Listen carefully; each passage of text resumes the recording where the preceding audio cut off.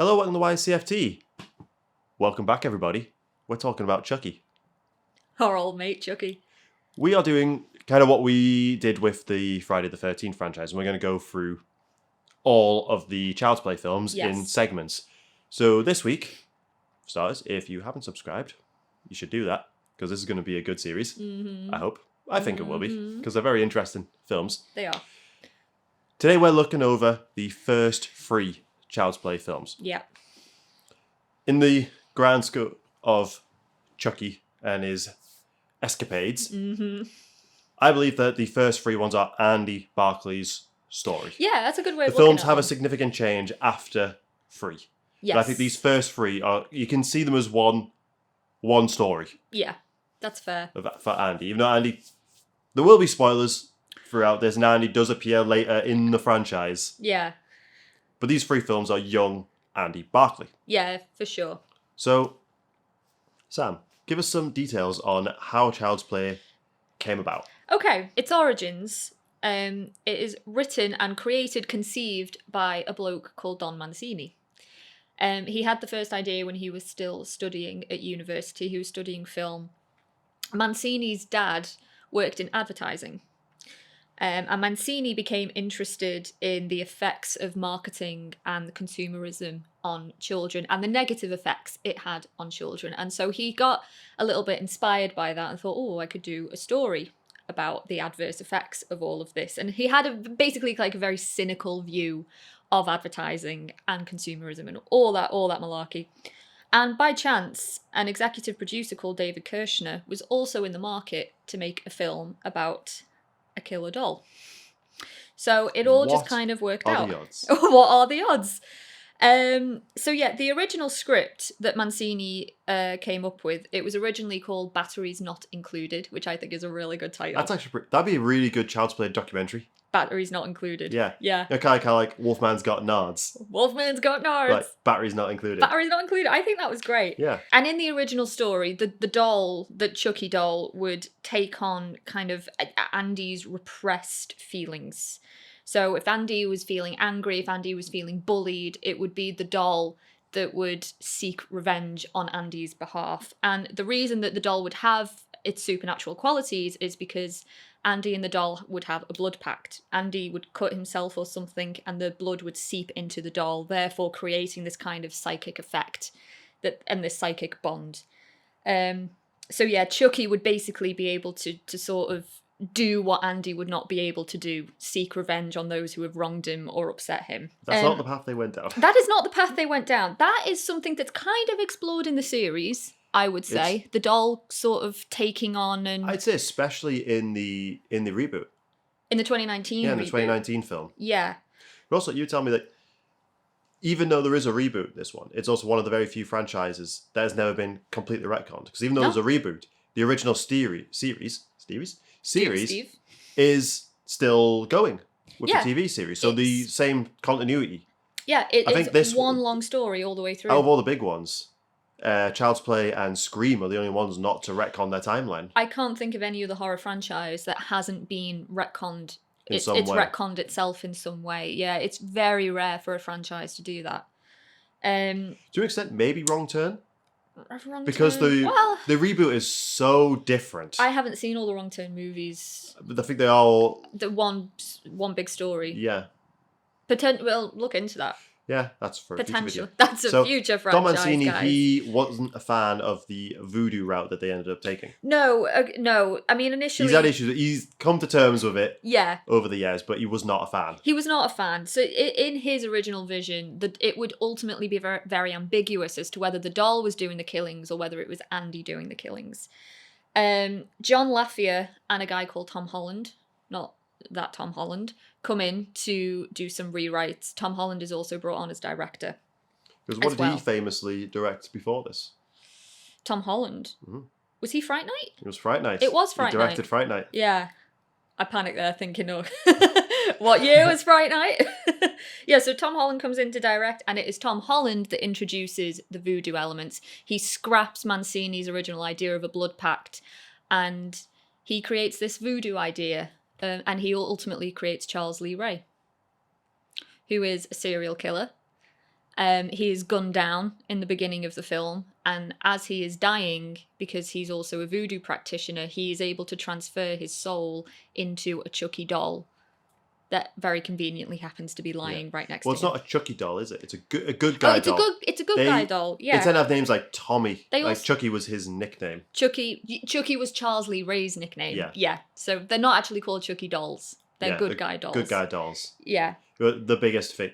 Anyone that grew up in the 90s remembers what it was like when the Toy Story dolls came on sale, or the Cabbage Patch Kids. It very much felt like that. The doll itself, the design of the Chucky dolls, is actually inspired by the My Buddy dolls that were very famous in the 80s at the time. Interestingly, what is the dolls called in the reboot? In 2019, they're called Buddies. My Buddy. My Buddy. He has a little You're song. my buddy until the end. Yeah. In case you can't tell, I will defend the reboot because it's not a bad film. But that's not what we're talking about today. Not today. Not today. So, Chucky, or Charles, the name comes from...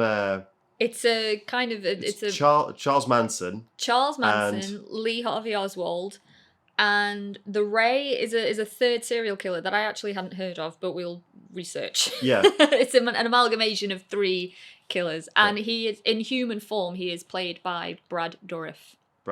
Who went on to voice Chucky in... Yeah, he lends his voice to... incarnations, apart from the reboot. Like, through the main continuity, is always Brad. You might know him as Grima in Lord of the Rings. Yes, he. I think his very first film was One Flew Over the Cuckoo's Nest. Very, very famous movie, and he played Billy in that, tragic Billy.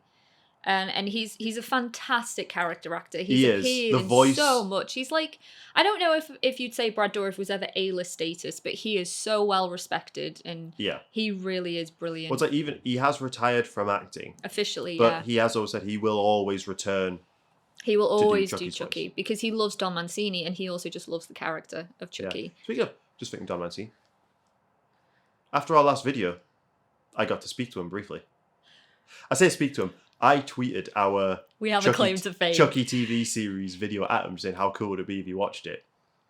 And I did. I think he said he watched the first 11 minutes. 12 minutes, and said he really liked it. He did. So Don Mancini kind of knows who we are.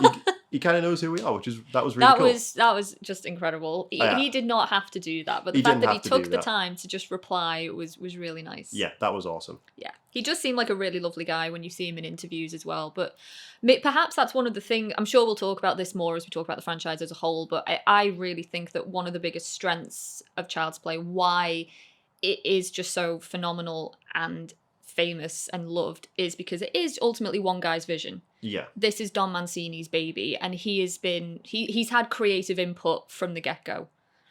Yeah. And I think it shows. It shows. Yeah. So what is the basic plot of the first film? So the first film is we have a little boy who lives with his mum, who is widowed.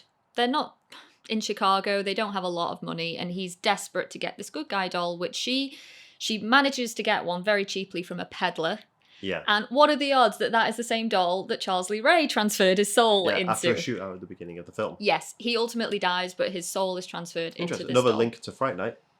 The detective is also Jerry the Vampire. Yeah, what's he called? Chris Sarandon. Who was not a stranger to horror. Not a stranger to Tom Holland, who I just now have a huge affection for Chris Sarandon, because he's also in Princess Bride, which we watched very recently. Yeah. So Chucky and Andy ends up with this doll. He ends up with this doll. And the dolls do move and talk on their own.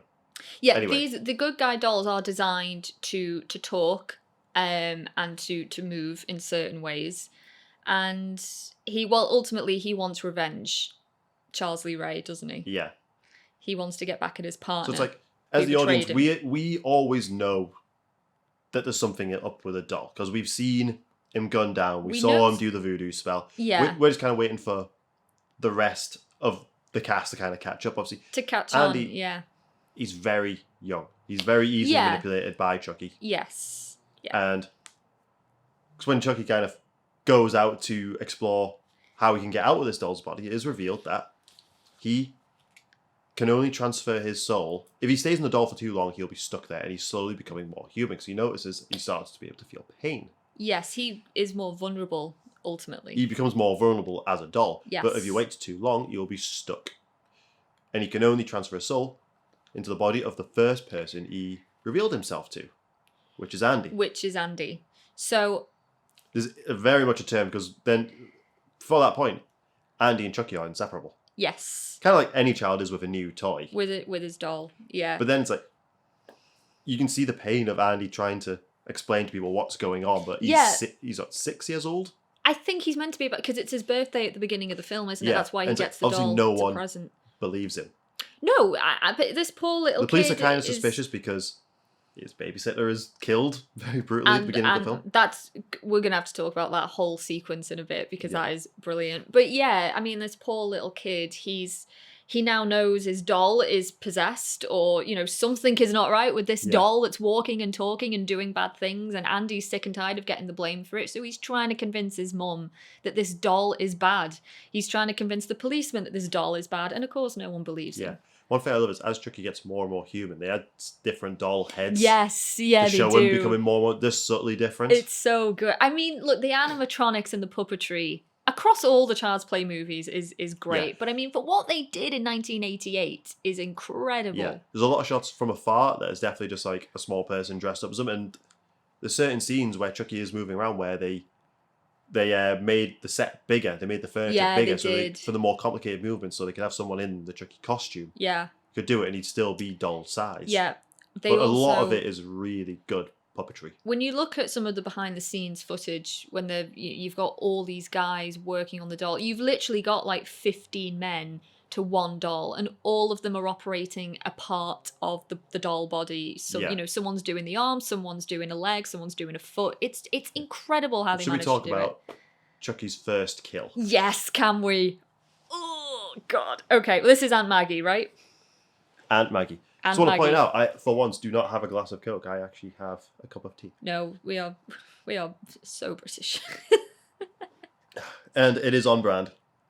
Of course it is. The teacup is on brand. Yellow guys. So yeah, the first kill. I mean, I feel like it's basically a whole sequence, really. Mm. So in this sequence, Andy, his mum has to work late on his birthday, which is a shame. So Aunt Maggie, family friend, is rolled in to babysit Andy. I think this is just kind of a masterpiece in tension and suspense, because she puts Andy to bed, and slowly she starts hearing like little pitter-patters of footsteps. She starts seeing things, quick movements out the corner of her eye, and of course she assumes it's Andy. Yeah. It ain't Andy. Oh no. It is not. It is Chucky come to play. And then eventually she starts getting really spooked. She realises that something is wrong here. And we end up in the kitchen. Flour or something is spilt. He pours flour on the... Yeah. And she sees little footsteps, little shoe prints in the flour. And as she's trying to figure that out, boom. What is it? A cleaver to the head? It's a hammer. It's a hammer to the head. It's a good guy hammer. Good guy branded hammer. Oh yeah, it is. And ultimately that sees Maggie careening out the window from like 12 floors up in this Chicago apartment building. Chucky does this in a way that Andy could be blamed. Yes. Because Andy has a lot of good guy merch. So when the policeman sees the shoe prints, they also happen to be the same type of shoe that Andy has. That Andy's using. Obviously, the hammer is a small, tall hammer. It is just... It's a great kill. Because even though we know it's Chucky, I think when the hit to the head it comes, it's still jarring. And the fall out the window, it's actually done pretty artistically, I think. It is. Quite slow motion. I didn't realise this, but I have a thing for window kills. Really good window kill. One of my favourites is also in Friday the 13th with one of the twins, which I think we spoke about in part 4. One of the twins goes out the window and it's also in slow motion. I just have an appreciation for really good window kills. Yeah. But one of the reasons I also like that is because, look, the film is a slasher. Ostensibly, it's a slasher. It's kind of a bit campy, I guess, but a slasher nevertheless. But this is a sequence in a horror film where the killer has been very kind of calculating with the kill. It's not it's not overtly gory necessarily, but it is suspenseful. He's biding his time. He's waiting for the right moment to strike. He's manipulating the scene so Andy can be blamed. And it's like, okay, and all through right. This various doll is events, clever. Andy does eventually end up in psychiatric care. Yeah, he does. Yeah. And this is the point where he knows Chucky's coming for him. Yeah. And a great scene by the young actor. What is the name of Andy, the actor? I can't remember. Alex Vincent. Alex Vincent. Yeah. He breaks down because he's trying to convince these people. Yeah. You can kind of see that's the moment that Andy kind of grows up when he realizes just how helpless he is, because no matter how hard he tries, people will not. Because he looks out the window and he sees Chucky. Yeah. Like climb up the fire escape, and he just breaks down, and it's such a big moment for that. It is. Character. It's like his childhood is destroyed at this point. Yeah, it is. And then we're dealt with, pretty hard-hitting topics. The idea that the boy is ultimately going to be taken away from his mum. Maybe he needs some kind of psychiatric care. Yeah. That then leads the mum, who is played by Catherine Hicks, to try and do some investigation into this and to prove that it's not her son. She just cannot believe that her son is capable of this. Because she has a moment. The moment where Chucky reveals himself to the mum. Well, first of all, what gets her suspicions immediately aroused? Well, she opens up the box and the batteries fall out. Aroused? Yeah, that's right. Aroused. What falls out? The batteries. Batteries not included, guys. Yeah, the batteries. Well, they were included. Well, they were included. They just weren't in. Good guy branded batteries. Like that company, their branding is on point. Yeah. Having their own special batteries as well. That is just a fantastic moment. She's looking at the doll. She's investigating it, and what falls out? The batteries. Pack of batteries. And it's such a just... Obviously, we know. Yeah, we know by this point. We know by this point, but it's... God, it's good. It's And then that's when Chucky reveals himself. He's like, you stupid bitch. I said talk to me, damn it, or else I'm gonna throw you in the fire! You stupid bitch, you filthy slut! Did you fuck with me? But she had trouble filming that scene, didn't she? She did. So Catherine Hicks, from what I can tell, was not necessarily an established actress, but she was quite a serious actress, and she wanted to be taken very seriously. And even though she obviously had agreed to sign on to this film, she loved the drama between the mother and the son. She loved that storyline. She had a bit of a problem with the idea that it was all about a killer doll. Yeah. But I think she couldn't... When it came to interacting with the doll, she found those scenes to be a bit difficult. So there's great footage online of when, in rehearsals, they actually brought in Brad Dourif himself to act with her. And he's obviously acting as Chucky, but it gave her something to kind of, physically interact with that wasn't just a doll. Yeah, so they played out the whole scene with them and then switched out for the doll. And I think, did he speak to her then off camera while that was going on? Yeah, I think so. To try and I think so, just to try and get her into it. So Chucky then escaped. Obviously, he bites her. He does. He's a vicious little this bastard. Scene is so good on his face. Oh, it is. Yeah. The expressions and the frown and the eyebrows. They're hiding a lot of the limitations with good editing and obviously the great voice acting from Brad. Yeah. But they have the benefits of he needs to move like a doll. Yeah. But it does make the scenes when it's a person in the suit more obvious. Yeah, it does. There's limitations. What was the budget of this film? The budget was $9 million. How much did it make? It made $44 million. So it did all right. It did pretty well. Did pretty well for a brand new IP as well. Well, I also think it's important we talk a little bit about the horror. Yeah. Climate. What year did this come out? 88. Yeah, because it's one of the latest. People were hungry for a new killer. I think it's really important because we're in 1988. We've got a fourth Nightmare on Elm Street movie. Mm. We've got a third Poltergeist movie, a fourth Halloween movie, a seventh Friday the 13th movie. It's the same tired slasher killers over and over again. People were hungry for something new. Hungry for something new. And he is so different to all the others. So different. And I even think the tone of this film is kind of different as well. And again, going back to how calculating Chucky can be, that's not something we've seen with previous killers necessarily. No. Michael Myers to an extent, perhaps. Because what I like, after that scene, after he's revealed himself to a mum, and he's gone, that is when her investigation starts as to where this doll has come from. And obviously she's trying to convince the detective that it's real. Yes. Yeah. And we have the scene where the detective finds out that Chucky is real as well is also a really cool sequence. Oh, yeah. In the car. he's got the doll with him. The doll suddenly comes to life. Because the detective is the one who shot him originally. Yes. And that's why he had to transfer his soul. So it's a bit, there's the revenge tale there. There is so it's a the mixture of revenge Chucky. tale. He wants revenge, but he also he needs to survive. He needs a body. He does. He needs Andy. He needs Yeah. to be able to transfer his soul into Andy pretty quick. Yeah. So, obviously the climax of the movie, it's back at the apartment. It's back in the apartment. This whole sequence, because initially he has Andy, he's trying to do the voodoo. Yeah, he's trying to do it. He always he's interrupted. Ade Due Dambella. Something like that, yeah. Give me the power. Yeah, and then Give you me always the see power, I beg of you and these massive storm It's clouds. become pretty iconic, that. It really has, yeah. I mean, it's so good. But Yeah. every time he comes close to doing it, something always interrupts him. Yeah. And Something always, like this, someone comes in and shoots him. Just straight up shoots him. We now have a whole sequence. They are being chased by this doll who was just slowly becoming more and more damaged, more and more deformed. But he is relentless in his pursuit Yeah, it's actually pretty of Andy. One of my favourite scenes, like bits of this whole sequence, is when the mum manages to trap him behind the fire guard and she turns on the fire, and you've just got Chucky screaming Well, at before her, setting fire, he like, tries to clawing appeal at the to Andy one last time, and you can see this, but Andy is not a child anymore. I thought we were friends, or he says something like that, doesn't he? Like He's like, I'm your friend to the end. Yeah. That's the doll's catchphrase is like, "Heidi ho." This is friend the to end, the end. friend. Bit cheesy. It's a bit cheesy, but He's whatever. a child actor. We're friends to the end. Remember? This is the end, friend.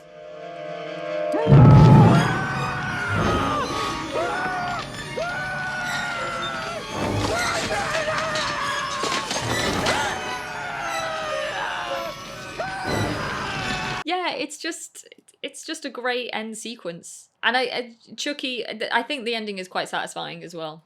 Yeah. Oh, it's really is satisfying. It is.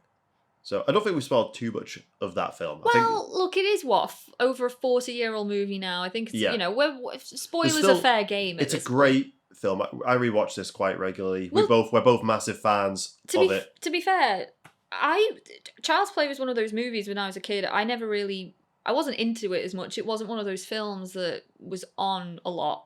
It was it's a favourite of yours, but having rewatched it from beginning to end, I do now have a massive I got you to watch it appreciation in the build-up for the TV series coming out. Yes, and the TV series I still think is one of the best shows of last year.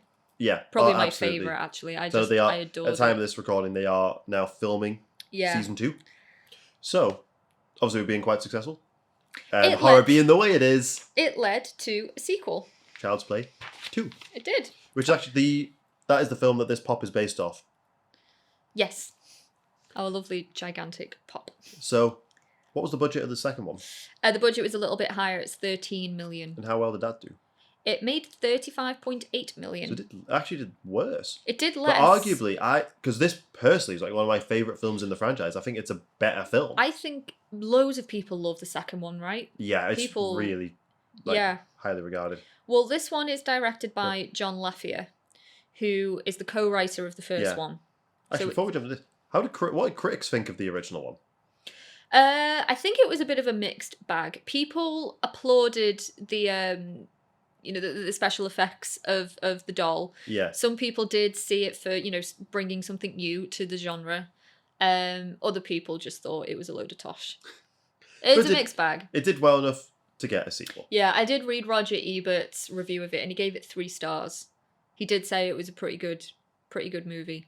But what was his partner called? Siskel. He didn't like it at all. He hated it. He hated part 2. Especially, he hates the second Child's Play movie. Yeah, I mean they're not. I know they're very famous critics, but they're not qualified to review horror. They don't like the genre. No, they're very vocal about the fact that they really don't like it and they don't really understand it. And I just yeah. So the setup for this, it's the way Chucky manages to come back. So they wrote the first one without any intention of doing a sequel. Yeah. So the company who make the good guy dolls repair the doll to kind of, for some reason, prove that it wasn't a killer doll. Yeah. And they've kind of paid for a lot of it to go away. Andy's mum is now out of the picture and he's in the foster system. Yeah, she's in some kind of asylum or some kind I of know psychiatric originally hospital. they did have a role for the detective to come back. I think it was just budgetary. It was budgetary as to why they couldn't come back. Constraints, yeah. I think a lot of the budget went into the main man himself because the puppetry in this film is the best. I think, yeah. The scene when it's when the school when he's walking and he's got the ruler. It looks so good. Yeah. His facial expressions. It peaks. The first film also, it does establish Chucky's personality. Yeah. But I think the second one underscores it. I think this in a way that Chucky leans more into being a doll. Weirdly, yeah. Yeah. More of his mischievous side comes out in the second one. He has a bit more fun with it. He does have a little bit more fun with it. I mean, it's still, the same thing. He wants to transfer. He needs to be transferred into Andy. Yeah. He tracks down Andy, who's at the beginning, he's going into a new foster home. Yes. With their two events. Pretty traumatized by his new foster father doesn't believe they can handle Jack because he's basically going through PTSD. Yeah, he is. And a lot of people think are telling him obviously what happened didn't happen. So one point where he sees a good guy doll, and he freaks. He freaks when he sees it. Like he is traumatized by what happened to him. And what is the name of his foster sister in this one? It's Kyle. Kyle. She's great. She is really good. We see an interesting thing because she is a bit of a rebel. She's obviously been in and out of the foster system a lot. She's quite a bit older. She gives Andy a cigarette and he smokes, and it kind of you see that later on in future films, like the bad habits he kind of picks up to cope with it, because he's still that age where people don't. Not only do they not believe what's happened, but they also think he's crazy. Yeah, this poor little kid has been through a lot in a very short space of time. Yeah, but his foster mum, who's played by Jenny Argutter, who again is not a stranger to horror. She was in American Werewolf in London. She's 100% getting a video done on it. Oh, 1,000%. 100%. She's very maternal, and she pretty much falls in love with Andy, wants to give him a chance. The dad is very skeptical. Yeah, just because of he feels like he's going to be a lot of work. He's going to be trouble. Yes, absolutely. So when Chucky enters the scene. And starts doing a few things. Oh, who gets the blame? Yeah. I know a lot of people have problems with this scene, but I love because as we established, there's another good guy doll there. Yes. Chucky bashes its face in and buries it. Yeah, we have a good guy doll turning on another good guy doll and burying him in the garden. There's a moment where Chucky, who they all think is Tommy, I think he's called Tommy. I think so, yeah. For some reason he buries him under the swing. I think that's just because it's already disturbed earth. Probably it was easier. So you see Kyle swinging back and forth, and he's like, oh god. Because eventually that is how he's revealed. She does it enough to see the foot sticking out. Yeah. But he also has to pretend to be the Tommy doll for a bit, doesn't he? Yeah. And he almost trips up. He's like, "Hi, I'm Tommy." I love it. This one, interestingly, they got Brad Dourif to do his lines first. They recorded his lines first, so then they could do the puppetry to match his lines rather than the other way around. Ah, so that's not how they did it for the first film. No. Oh, okay. Yeah, they did that after. So this one, they thought, we'll get him to do it first. And that's why I think his face looks so good, is because they're doing it. It's like, right, we already have these lines. We know how he's saying these things. Whereas in the first one, he's having to do lines to match something that's already there. It is pretty... So it also meant he had a lot of freedom to just say what he wants, and then they're going to film it to match later. Yeah. No, that was a pretty ingenious way of doing it. I mean, you can tell from watching the first film, which is still, a major feat in animatronics. How many years later does this one come out? It's only a year after. 2 years after, sorry, it's 1990. Yeah. This is released. See, Andy's he's not aged too much. No, there's no real physical difference, to be fair. It's very easy to believe this is just maybe a year on. Because the first film was very much Chucky's film. This is Andy's film. It is actually, yeah. I think Andy's revenge. Because... Potentially. And I'm kind of racing through this one. It's great. And obviously Chucky hunting him down again within the house. We got all over the place here. He goes to the foster home, he goes to the school. Yeah, it's finally ending in one of the greatest final sequences, I think, in horror history, which is at the Good Guy Doll Factory, which Mancini originally wanted to be the ending of the first one, but because of budgetary reasons, they couldn't do it. I think that this film, on the whole, delves a lot more into the whole sort of, the nefariousness of consumerism. Mm-hmm. Something that was so important to Mancini in his initial idea. It's not really explored that much in the first film, but in the second film, I think they really kind of hammer it home. Yeah. Also, the broken foster system. And the broken foster system, yeah. Horror movies are commentaries on things. Yeah, This they is why always they're have- so important. They always have been. Yeah. So, there's a chase. Kyle is obviously trying to get two. I love whenever you see, like, Andy running, and obviously Chucky's there with a knife to his throat. It's like, that's just a doll. Of course, it's just a doll. It's just a doll. But it's, you know what, fair play. They end up in the factory. Goes to do the voodoo. And I think this is one thing I think sets it apart. Chucky is about to succeed, and he's not interrupted. He's too late. Yeah, he It doesn't actually... work. It It doesn't work for him. He finishes the voodoo? the voodoo incantation. He actually manages to do it, and nothing happens. Nothing happens. So, because realistically, in the first film, Andy is in no real danger because he needs him alive. Yes. Now, All bets are off. all bets are off now. Chucky goes nuts. That's that scene where Chucky realizes, like, I've been in this body for too long. It's actually the rage you can Yeah. sense from this doll. He's now like, I am stuck as a doll. And it's all your fucking fault. You Yeah. stupid little kid. Like, I'm just gonna kill you now. Yeah, all bets are off. I don't need to keep you alive. You are dead. Yeah. And then, of course, It's a Good Guy Doll Factory, so we have thousands upon thousands of yellow Yeah. boxes of Good Guy dolls. Oh, it is a great sequence. He loses a hand. Obviously, It takes he's a human battering. now. He's like, Yeah, he bleeds. he bleeds. So when he has to rip his own hand off when they've got it trapped, and he puts the knife. Oh my! He It's just so shoves his stump into to create this kind of knife. yeah. And you can see he's like, he's Yeah, he's feeling that. he's feeling that. But the rage has just taken over. The at rage this has stage. taken over, but they do get the drop on him. They do. Also, the worker at the factory gets the stupidest worker award, the stupidest character award, because Yeah. the device that puts the eyes in the dolls' heads is jammed, and his He just bright thinks, I'm idea just to going to fix look it is underneath to- this. rather than turning it off, looks underneath it to try and fix it. So what do you think Chucky does to him? Stupid. But they put Chucky through the machines. Oh, they do. Oh, the screams. And To be again, fair, when the sewing thing, the needle is going into his crotch area, that always makes me cringe. cross your legs a 'Cause little I'm bit. like, oh no. Oh, it's so Because now good. that's real.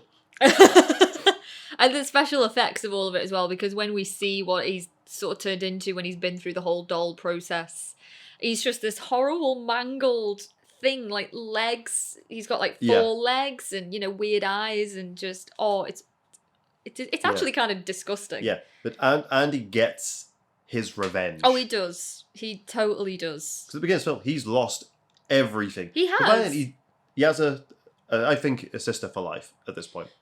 They have bonded. Which is later confirmed Significantly. in the In the TV TV series that they yes. they have remained close. They've remained very close. I Yeah. mean, when you go through a shared experience like that, they're going through a similar thing. You know, no one is going to believe them. Yeah, no one's going to believe either of them, but they now have each other. But at least they've got Chucky each is other now. defeated. It's a shame this one didn't do as well as the first one.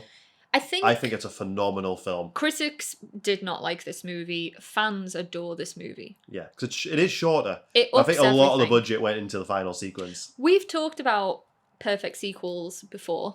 Yeah, this is a perfect sequel. Would you say so? Yeah, because for me, I prefer the second film over the first one. I think Yeah. because, like, I love watching the first, but after watching it so many times and there have been so many sequels, we know the doll's alive, we know he's moving. For me, it's a bit slow to get started, where this just gets going straight away. Yeah, well, it's like that thing that you've said in terms of the Friday the 13th films is when it comes to a sequel, you can't hide the fact. You can't build suspense for something when it's already been Yeah. broken. It's like, we know going into the second film, there is a killer doll.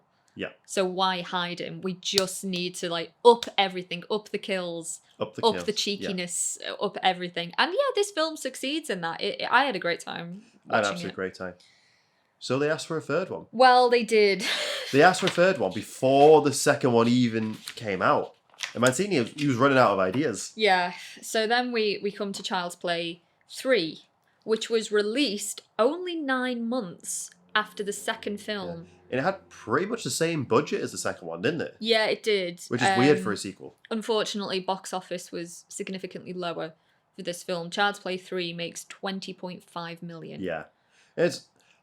I can watch it and I can enjoy it, but it is the weakest. You know what? I had a lot of fun watching this, but I totally agree. It is the weakest of the Andy Yeah. trilogy. The way they bring Chucky back this time as the company several years later. It's like, what, 9 years later? Yeah, something like that. Andy's now, what, 16?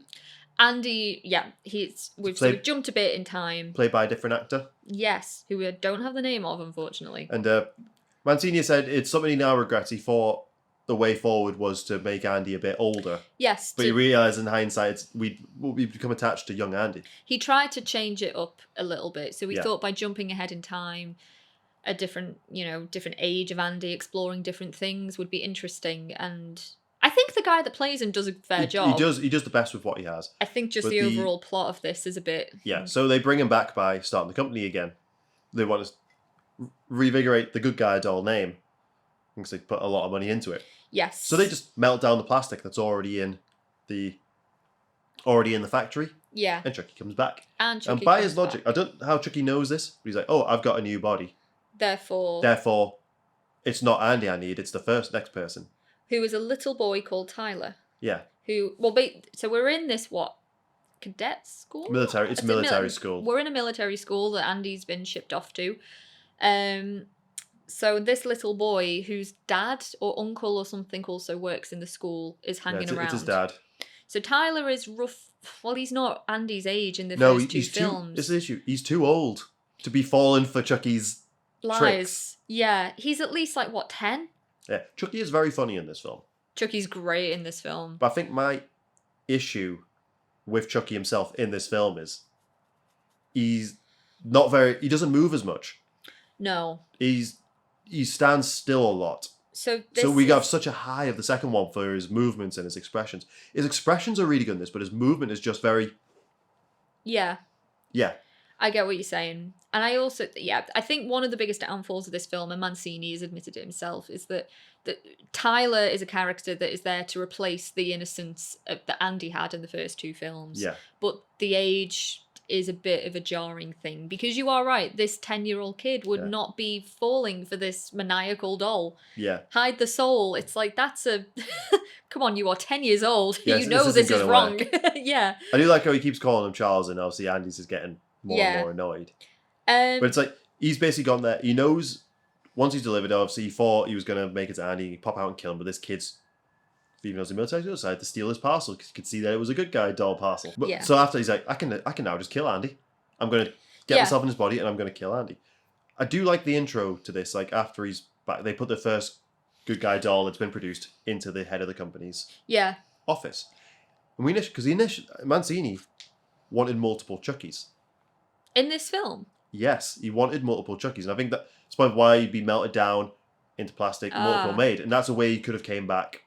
That's why, because he positions two good guy of the older good guy dolls in the chair, and they're talking to each other. It's like, hi, I'm Tom. I can't remember what the other one's got. I only remember Tommy is the other one. Yeah. I think it's Tommy and Billy, maybe something like that. That is kind of a hint that that's what he wanted. He wanted more than one Chucky, but the budget just couldn't stretch that. No. Again, something that's really, kind of revisited in the series. That is revisited in later one. But that's how far back he was thinking, this is what I want to do. That's fascinating. That whole sequence with killing the head of the company was really cool. I do think we'll talk a bit more about this after we've gone through a bit more of the plot, but I think, now having seen the series, a lot of the stuff that's introduced in 3, Mancini does better in the series. Yeah. Well, he also learns and grows as a writer. He does. He was very much pressured to do this. The military school setting is interesting because Andy has enemies and obstacles there other than Chucky, while he's trying to... straight up bullies to deal with in this film. He's a 16-year-old kid, so obviously there's a bit of romance in this film. Yeah. Which is just weak-ass the sequence sauce. I know the initial... Because they have war games. Obviously, this is all building to Chucky trying to get to Tyler to transfer his soul to him. So Andy's trying to keep them apart as much as possible. Tyler, again, it's unbelievable that he doesn't believe Andy. But they have their war games, they have paintball guns. Yes. Chucky on one team switches, because there's red paintballs and blue paintballs. They're kind of like real-looking bullets with... Switches them out for real bullets. Yeah. That sequence... is one of the best in the franchise potentially. Yeah, but I it was also actually cut think down. It was cut down. It was meant to be a lot more violent. It was meant to be a lot more violent. I think this film, for all its faults, Chucky is at his most sadistic so far. in this film. So far. So far, yeah. He replaces the dummy bullets with live rounds. We have a scene where one of the characters we've grown to know and like, he realizes that a real grenade has been thrown by Chucky, and no one else has noticed this. So, in an attempt to save all his friends, he dives onto the grenade and even like sacrifices none of them are himself. actually his friends. There's just mayhem. Yeah. In this, and yeah, one of the main bullies of the film gets a bullet straight. Is it straight to the head or is he Straight through shot the heart. straight through the heart? It's like, yeah, he's a bit of a bully, but also doesn't deserve. Didn't deserve that. Yeah. And again, the weaker part of the film's like, Mancini even said, it's like, oh, wouldn't it be cool if he ends up in a carnival ride? So then the chase takes them to a carnival. We end up in a random carnival for no reason. Admittedly, the final sequence is very cool. Chucky gets his face sliced off. Oh, God. Which, when you look at designs in later films, obviously this affects the design of that, and it's fun. Like, it looks amazing. It does. I mean, it doesn't really make any sense why they end up in a carnival, other than the fact that I guess like, it looks why is this kinda carnival cool. so close to a military school? Yeah, it's just something different. Again, I think why were these war games so close to a carnival? Mancini's just desperate, trying to inject something a little bit different. Yeah, I can appreciate because there's fun to be had with this film. There is fun. I mean,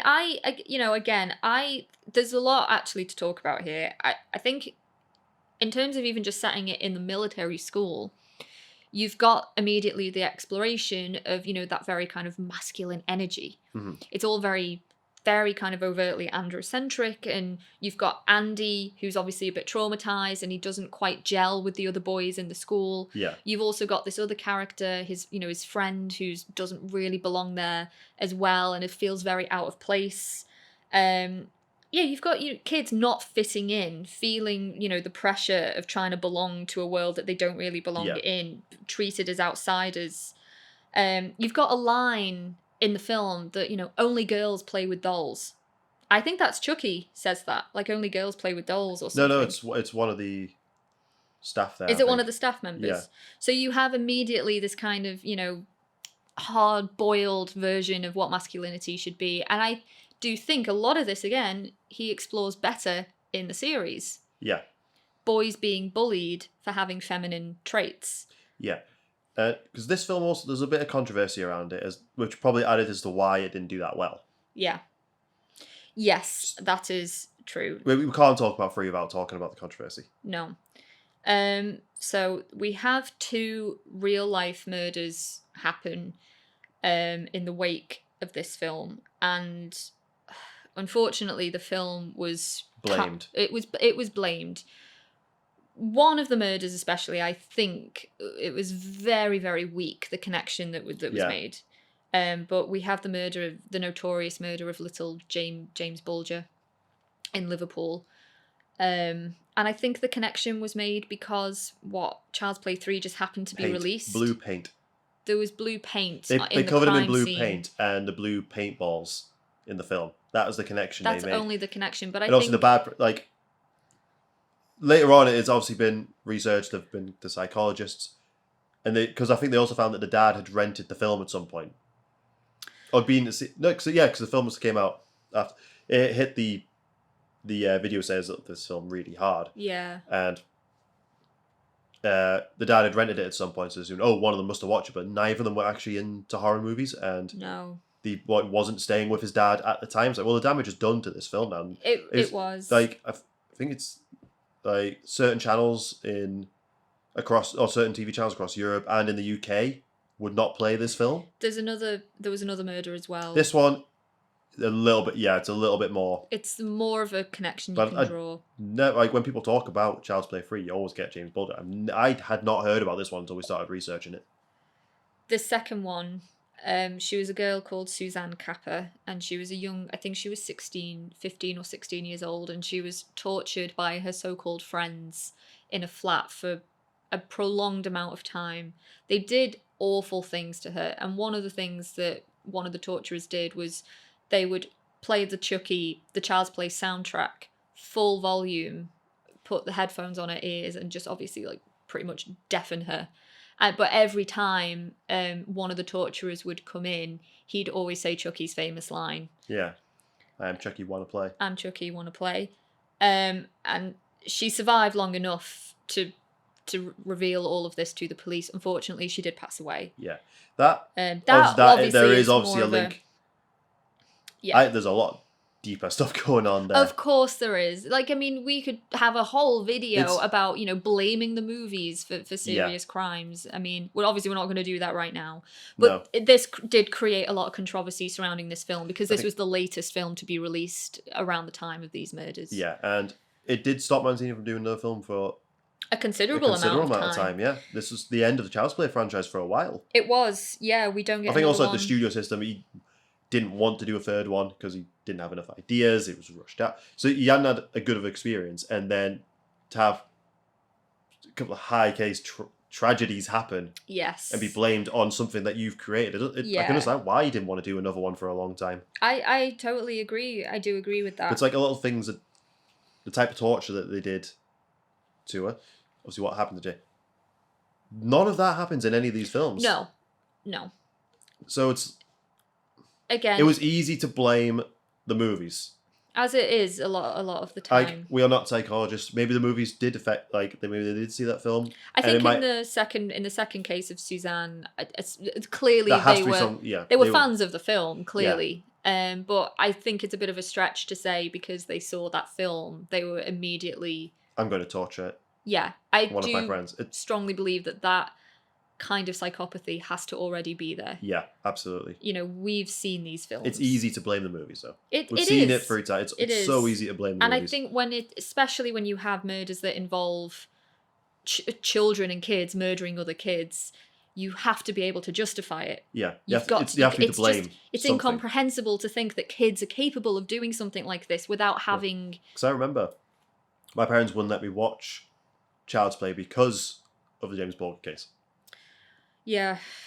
So I watched that I went through a phase where I worked as a night porter in a hotel, and that's when I got into horror because I had 8 hours a night with realistically about an hour's worth of work to do. So I started picking long franchises and working my way through them. Look, one of them was Child's Play. I agree with what you say. I think the third film is significantly the weakest. Yeah. There's fun to be had. There's fun to be had. We have a lot more stock characters in this film. People to die. As well. I said to you as we were watching it that all the characters that you expect to die. Yeah. There's no surprises. The only one real surprise for me, which was his friend when he jumped on the grenade. Yeah. I was like, oh, so okay, all right. So the good people do die sometimes. The final sequence is cool. It's cool, but again, the carnival is just a bit too jarring. The story realistically is no further ahead than we were at the end of 2. No. Because Andy, as much as he's a bit of a troubled kid, for the most part, I feel like he has moved past the events. Yeah, I think so. He's trying to move on. Yeah. And he has a bit of a romance again, we say, with what's she called? The De Silva character, which is another character that has not really any development. I relate to this film a lot because I was in Air Cadets for a lot, so I can understand the kids giving kids power and then running away with power and being little arseholes to other kids. It is something that still happens within these absolutely kid-orientated military groups. Yeah. So I think that's why I've always got kind of this personal connection to this film, is because a lot of what these kids kind of go through, there's situations that are very familiar to me. I just enjoyed the movie. I mean, it's still enjoyable. It's one of those films you can just easily have on. Yeah.